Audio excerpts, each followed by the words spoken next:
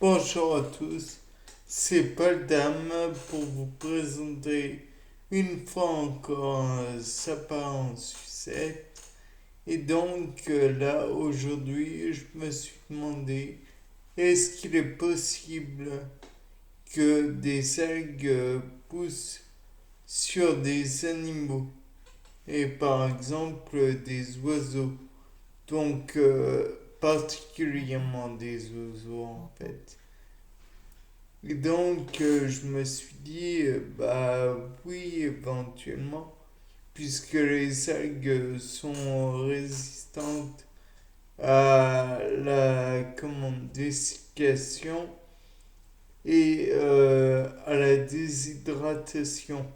Donc, éventuellement, si on imagine que l'oiseau a eu des morceaux d'algues qui se sont fixés sur dans son pelage, dans son plumage, euh, ceci étant composé de pentectrice du filoplume, donc ce qui augmente la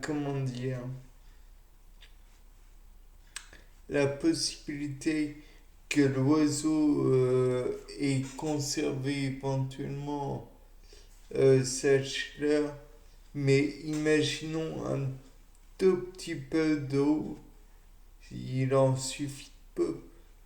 La déshydratation de la plante est tout à fait possible, donc elle va se déshydrater parmi les plumes, elle ne va pas frire non plus à cause de la chaleur, étant protégée par les pennes textrices, ça va à l'encontre de ce que je viens de dire.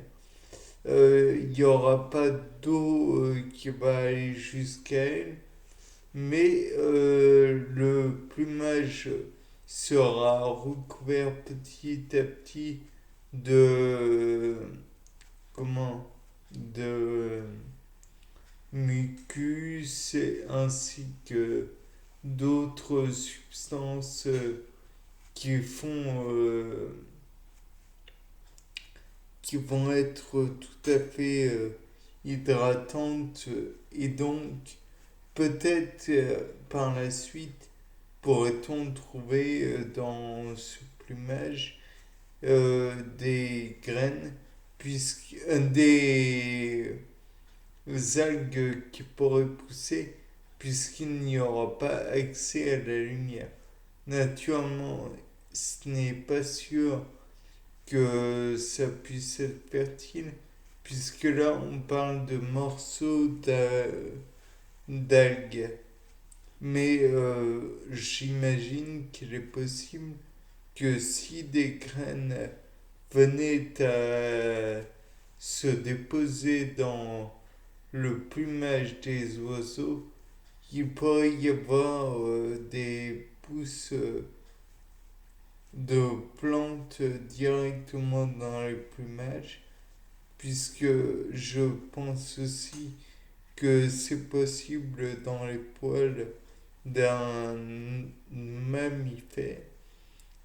Et d'ailleurs, quand j'y pense, on a déjà vu des ours avoir des morceaux aussi d'algues qui venaient à se développer dans leur pelage et donc par voie de conséquence, pourquoi ne serait-ce pas le cas pour un oiseau?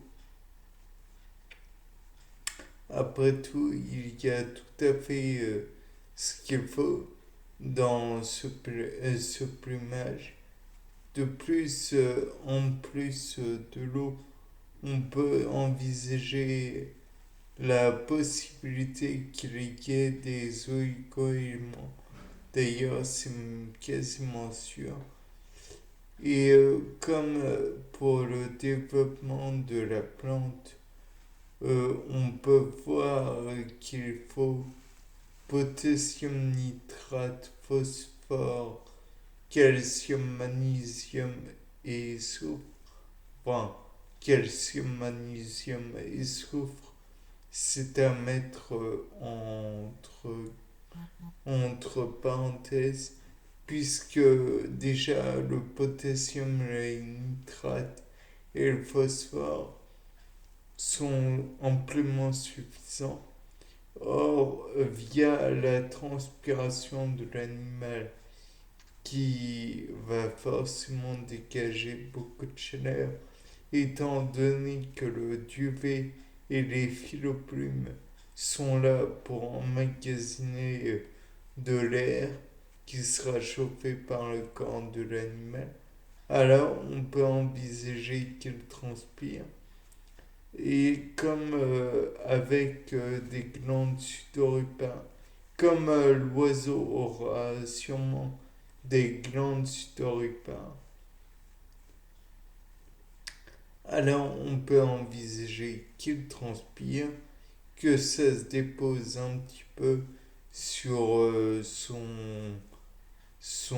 comment dire, sa peau, voire sur les microplumes que sont les filoplumes et le duvet, voire même davantage.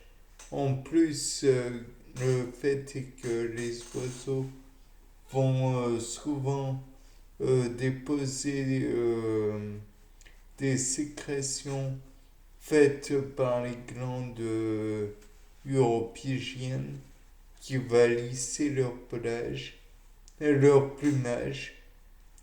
Et à terme, il est possible aussi que cela colporte d'autres éléments.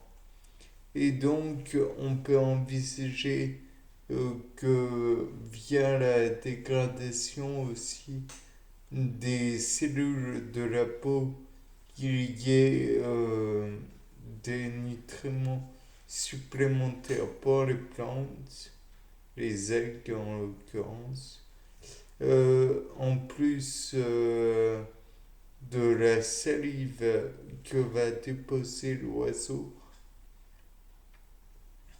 Et on peut envisager que cette plante sera, que ces algues seront tout à fait aptes à supporter la présence de l'environnement. Le problème est que si l'oiseau euh, comment se nettoie, il est possible que ces algues soient arrachées et retirées de l'écosystème, entre guillemets, écosystème, qui sera produit bien. Euh, et mis à part ça, c'était pas le thème pour un nouveau sapin en sucette. Au revoir.